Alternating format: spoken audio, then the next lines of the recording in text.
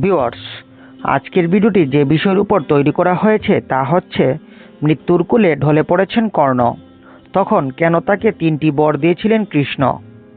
আপনারা হয়তো জানেন না, তা জানতে ভিডিওটি শেষ পর্যন্ত মনোযোগ সহকারে দেখবেন এবং চ্যানেলটি সাবস্ক্রাইব করতে ভুলবেন না।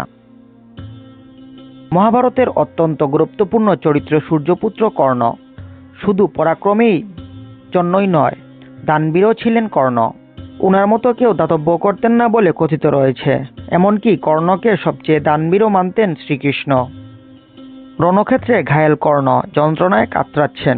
তখনই অর্জুন শ্রীকৃষ্ণকে বলেছিলেন, আপনার প্রিয় দানবীর কর্ণ অসহায় হয়ে মৃত্যুর কোলে ঢলে পড়েছেন। শ্রীকৃষ্ণ প্রত্যুত্তরে বললেন, বীরত্ব ও বড় মনের জন্য চিরকাল স্মরণীয় হয়ে থাকবেন কর্ণ।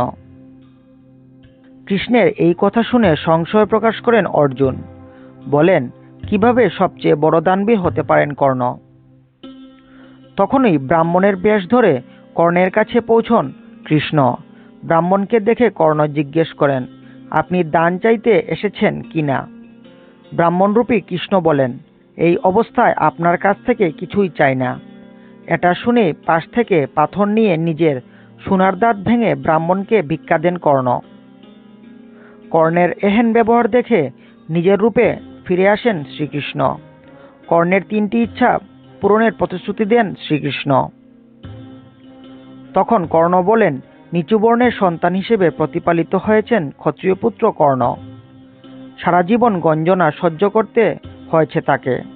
কৃষ্ণ যেন পরের অবতার বা জন্মে তার বর্ণের মানুষদের পাশে দাঁড়ান। দ্বিতীয় বর হিসেবে কর্ণ চান তার রাজ্যর দেখাশোনা যেন করেন শ্রীকৃষ্ণ। তৃতীয় বর হিসেবে কর্ণ কৃষ্ণের কাছে চান পাপমুক্ত ব্যক্তির হাতেই যেন তার শেষকৃত্য করা হয়। সে কারণে নিজের হাতে কর্ণের শেষকৃত্য করেছিলেন শ্রীকৃষ্ণ। ভিউয়ার্স, এই ছিল আজকের মতো আমাদের এই ভিডিও।